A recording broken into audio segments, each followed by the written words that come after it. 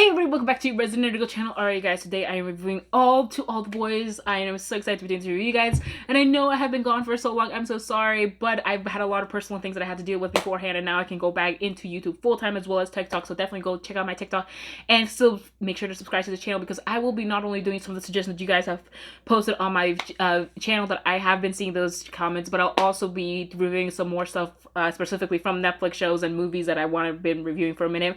I'm still debating whether or not I want to review Malcolm and Marie, just because there's so many reviews already out there that I feel like it's a little saturated. So leave a comment if you want me to do that review, because I still might want to do it. Like, it's in the back of my head. I have a lot of mixed feelings about that. But anyways, let's get into To All the Boys. All right, I'm gonna do a quick recap about To All the Boys as best as I can. All right, we got Laura Jean. She has her sister who's going away to college. Her sister has a boyfriend that happens to live next door to their family, and they break up. But Laura Jean has had a crush on this boy for like a minute, and so when the boy, her sister's ex-boyfriend, finds out that she has a crush on him, she ends up kissing another boy that she actually liked. His name was Peter Kavinsky. Back like when was she like in middle school or something? Anyways, also this is set in high school. Anyways, Laura tells Peter, thinks that Laura has like huge crush on him, and she's like, no, I actually have a crush on my sister's ex-boyfriend, and I kissed you to like distract him, make him think that we're together. And he's like, actually that could actually work, because I want to make my ex-girlfriend Jen jealous, and so let's just pretend to date, make her jealous, and then that way he can get off you, and then she can get back on with me. And she's like, okay, fine, that works out. So they create this like project of rules. Anyways, throughout that whole thing, of course, they end up falling in love. Peter and Laura end up falling in love together, and they end up at the end of the first movie. There's kind of like the little thing where like her sister Margot finds out that she liked her ex-boyfriend, but they kind of like let that go. And also Laura Jean feels like a second choice to like Peter's ex-girlfriend named Jen. Anyways, the second movie pops up. There's this new guy named John Ambrose, one of the guys. So on top of that, so the first movie, forget her sister, her younger sister, sends out all her like, cause Laura Jean, what she does, instead of actually telling someone that she likes them or like holding it in like we all do, she writes these love letters to like get out all her emotions. So her sister mailed all these letters to all these guys.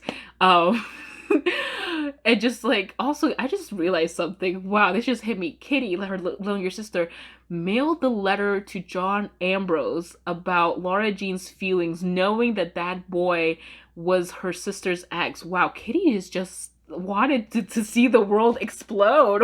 Wow, that just hit me right now. Anyways, so like Laura, so there was a total of 5 letters. Anyways, one was Peter, one for her sister's ex-boyfriend, and then there's one for John Ambrose. So Peter's in the second movie. And anyways, he just happens to go back to her school, and then turns out that like he's this really great guy. You know, you really don't want to like him, because I was such a whole like Peter stan, and then but you end up kind of liking the guy. And then guess what, guys? Anyway, she ends up staying with Peter throughout all the Peter and her break up for a minute, because like she finds out that like he was actually waiting for Jen in like the official moment that they get together. And so she like breaks up with him and just feel like a second choice. Anyways, they get back together. He was like, you will never be second choice, or something. And then like also, and so John Ambrose is like, oh, guess we didn't work out at all. And then he doesn't appear in the third movie. Now I don't know if he doesn't appear because of COVID or whatever. Maybe I'm assuming that's the reason, but he's just non-existent. And also her sister's ex-boyfriend never appears again, never to be seen again either, even though it's their next door neighbor. So I'm just like, okay, we have a lot of inconsistency flaws. And then the third movie just bases like her senior year, and not even her senior year, her last semester, I think. She ends up going to New York as a school trip. She doesn't get into the college she was supposed to get into, which was Stanford, so that her and Peter could stay together as she goes to college. Anyway, she ends up getting into another school pretty close by, I forget, what was it? I want to say Bel Air, but that sounds so wrong. It's something with a B though. Bellevue? No, it wasn't Bellevue. Ooh, that was so bad. Anyways, but she ends up going to NYU instead, and then, spoiler alert, her and Peter do this long distance things, even though they break up right on prom date, and then she loses her virginity. Okay, I think that's the shortest recap I think I could possibly do about To All the Boys. Honestly, if you have only seen the first one and are debating should you watch the second and the third one, I don't recommend it. I really don't. I just think that the first one is the best one. It's the one that makes the most sense. It's the most visually appealing, in my opinion, the one where she has the best outfits too. Like, I'm like, dang, I wish I had her style in high school. Like, literally, and their love story is so much more convincing than the rest of the movies. Like, you know, and I haven't read the books. I know that there are books. I just haven't read them because I really enjoyed the first movie. You know, it's like one of those things where I'm like, the book might just give me too much details, kind of like, I read, you guys have seen the movie One Day with Anne Hathaway and that guy who looks like Dimitri from Anastasia. It's a very specific type. Anyways, the movie was, I think, was a really nice movie. Not the best, but a really nice movie. And I ended up reading the book, which was like, I think, what, 500 pages. And oh my goodness, it was unnecessarily long. You know, like, it gave you more context into the relationship, but context that it's nice to know, but doesn't need to be known, you know. And I feel like that's what the novels To All the Boys will be for me, you know. So that's why I'm like, I've kind of not been wanting to read them. So leave a comment down below if you've read the books and you're like, there's so much better in the movies, they're totally worth the read, because then I'll definitely read them. But anyways, just the first one, besides it being visually appealing, the story is there. Like, come on, she falls in love with her sister's ex-boyfriend, like, and especially a boyfriend that she was really into. Her sister moves to Switzerland, by the way, and all of this. So it's just, there's just so much commotion going on, and it's so well done. The idea of her writing love stories, which is a little bit old, antiquated, but she's kind of an antiquated girl, and she even loves rom-coms. Did you also get these, like, Valentine's Day cups? Sorry. I just, like, oh, these are so cute. So I just think that the whole John Ambrose story, which is like the second movie, it was just unnecessary. Just kind of like that sequel that you just didn't really need. And also, they try so hard in the sequel to discredit Peter Kavinsky. Like, you know, there are moments when you're just like, wow, I'm actually starting to not like you, which is so frustrating because you really like him in the first one. You're trying to like him in the second one. And the third one, they're kind of want you to like him because, and I think, which is why I think that the second one was just, again, John Ambrose completely disappears after that, and he's never to be seen again. Also, they changed his race from the first one to the second one. Like, he's this white kid, like, in her memories, and then all of a sudden he turns out to be this, like, African-American guy in the second one, which I thought was so funny. And I was like, consistent. I think that that's the biggest issue for me, is To All the Boys, is a consistency factor. Like, it just doesn't flow as well. And because we're so invested in the actors, because the actors who portray, you know, Peter and Laura are amazing. I love Noah Centineo. I personally have a crush on Noah Centineo, and I think Lana Condor is amazing as Laura Jean. I just, you know, you feel so much, and I love just even the backstory of the minor characters. Usually, I don't care. Like, I like that her mom was Korean and passed away, and that her dad has been raising them and trying to still keep within her culture, and that she's a studious girl who just never had a boyfriend, but then she falls in love with a guy who's had this one long-term girlfriend. Like, you really like like her best friend, you really like her best friend, you like her sisters, you like everybody. And I'm like, you fall for all these characters, you get invested in their stories, and for all their stories to just, like, either dwindle or not be addressed again, it's just so disappointing in the series. Like, this particular movie, the first one, started off with so much potential, so many beautiful, cute details, you know. I mean, everyone who's seen the movie always talks about the fact that, like, when Peter says, like, oh, I like you with your hair down, throughout the rest of the movie, she wears her hair down for him, you know. And I'm like, these were so visually appealing. Again, the first one, everything else just dwindles in the second and third, and they're not memorable. They're not even movies that I actually want to watch again. I had to remember the second one, honestly, just so I understood what happens in the third one. But it's not even a movie that I would actually watch. So, as a whole, the whole, like, series, I'm gonna have to give it a 6 out of 10, but the first one is a 10 out of 10. The second one, in my opinion, is like a 5 out of 10. The third one is like a 7 out of 10. Because, now, here's the thing. Now, even though I am not that happy with the second one, I do think that the third one has merit, because we have this girl, and I think that's what I liked about it, was the fact that the girl actually chooses college before her boyfriend. Because even though Peter is this dreamy guy, and you just fall for him, and you think he's amazing, and he's this great boyfriend, she's like, I have to put myself first. And I think it's a beautiful message to spread to, like, you know, because at the end of the day, it's teenage girls who are watching this more than myself, who is no longer a teenage girl. So I think that is nice, you know.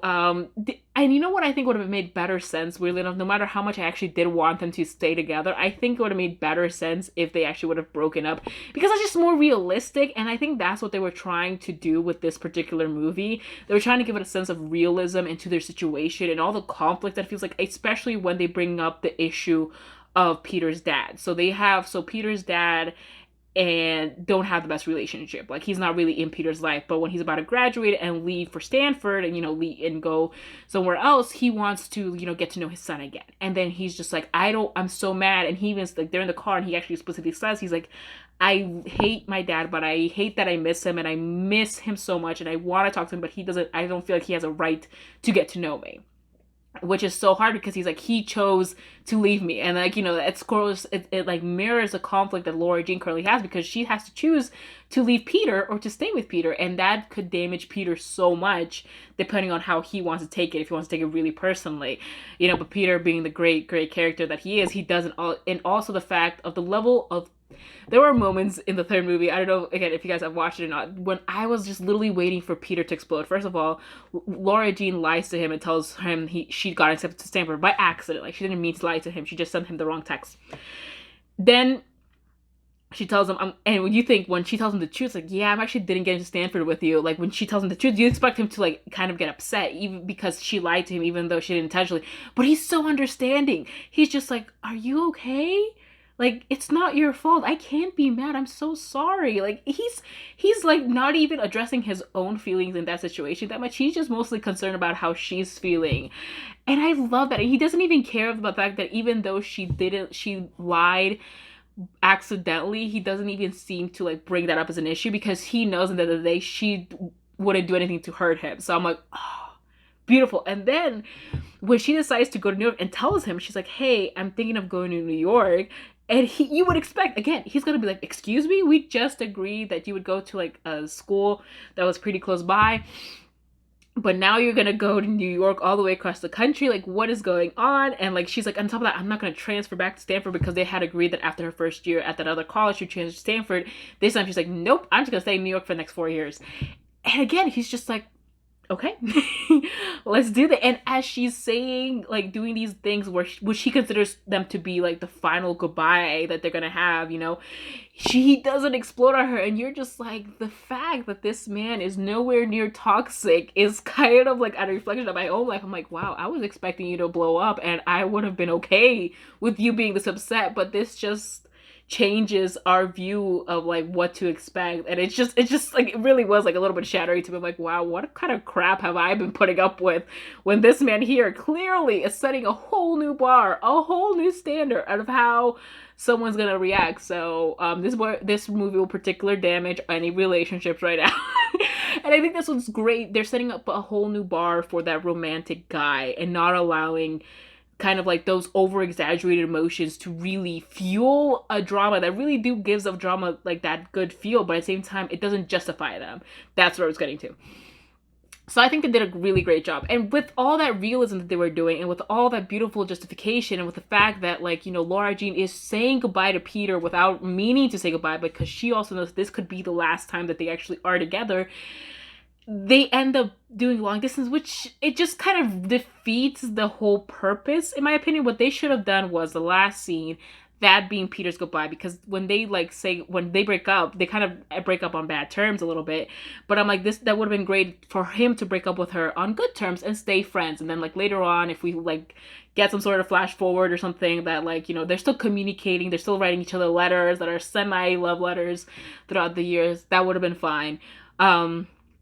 But I just didn't like the ending. So, but with that being said, even though I would have wanted them to break up, I think it would have also been very sad and just totally taken away from the rom-com effect, which is why I like the first one, because the first one, you have so much hope. It's the beginning of a relationship, and yes, things can go topsy-turvy, but there's always so much hope in the beginning of a relationship, and that's where the first one leaves off at. And I think that's where I would love to just consider. There are so many good, like, and I think the other two movies are trying to be more than they should have been. The third one does a better job of it, but not that really. But yeah, that's, I think, everything that I have to say about To All the Boys. Also, I will also say this, that I also want a fourth To All the Boys, but not anytime soon. Like, I would love it in maybe like a couple years or 4 or 5 years in the future, and they actually set it for 5 years in the future. Like Laura Jean and Peter have both graduated from college. Are they still together? If they're not, are they still in communication? Because because throughout all the boys, Peter had still been friends with Jen even when he was dating Laura Jean, and he actually covered for Jen when like she kind of like made this weird semi-sex video of Laura Jean and posted it, and so it was just so it would be so I know that they would still be in communication like towards all that time, but how much communication will they get back together? What is their future hold? Because right now Laura Jean's in New York, and what if she ends up loving New York, and what if Peter ends up loving California? What will they do? Will they still keep up the long distance, or will they break up, or will one of them move across country for the other one? What is his career? Because I don't think he's gonna stay a lacrosse player all his life. So there is just so much there, and I can't help but think of like the Gina Rodriguez movie and I'm just like, I think that could be their future, which is so sad. If you guys have you guys seen that movie? It's such a great movie. I think if you're wondering if you're single and want like a good good rom like yeah, a good rom-com, I think that's like the best one. Honestly, that's such a mood right there. Like you can put that movie before you go out or after you go out. That's such a great movie. I highly recommend that movie. All right, you guys. So that's all my whole review to all the boys. Let me know what you guys think. Do you guys agree with me? Am I just being overly critical over a teenage rom-com, or do I have justification in this? Also, because I gave a recommendation for the single ladies, I think if you have like in a relationship or like somewhere in between, you should totally watch Crash Landing Into You. It's like this Korean drama. It's so good. Like, oh my god. The best part is that they reference Stairway to Heaven, which is like this old Korean drama that I watched growing up. So the fact that they reference that so much, I love it so much, so much, so much. You guys should watch it. It's such Crash Landing Into You. Sorry, not Crash Landing on. It's a Crash Landing on. Okay, I'll put up the show poster right here. It's such a good. It's on Netflix too, so definitely go watch it. All right, you guys. Thank you for watching. You guys, Go channel. Bye.